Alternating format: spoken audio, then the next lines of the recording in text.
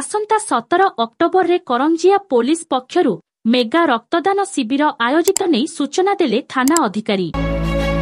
रक्त बिंदु हेउछि अमूल्य रत्न जहाद्वारा जनकर जीवन रक्षा करा जाइथाय। तेणु कुहाजाय रक्तदान करंतु, निजे सुरक्षित हेबा सहित अंजकु सुरक्षा दियंतु। एही परिप्रेक्षी करंजिया थाना पक्षरु आसंता 17 अक्टोबर गुरुवार दिन एक मेगा रक्तदान शिविर आयोजित करा जाइछि। एही शिविर रे सर्वसाधारण विभिन्न संगठन अनुष्ठान सामिल होई स्वच्छ भावे रक्तदान करी मेगा रक्तदान शिविर को साफिया मंडित करबाकू करंजिया पुलिस अधिकारी निरोध कुमार मल्लिकंक निवेदन।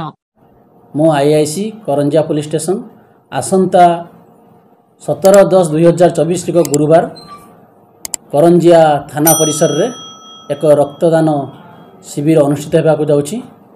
तेणु आपण मानक अनुरोध करुछु जे आपण स्वेच्छाकृत रक्तदान करिया ପାଇଁ आगे आसंतु एवं अन्य मानक मध्य रक्तदान करिया ପାଇଁ उत्साहित करंतु।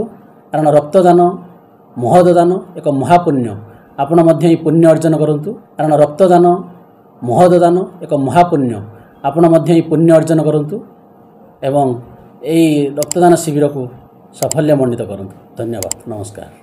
सुमंत पात्रंक रिपोर्ट STV न्यूज ओडिशा 24।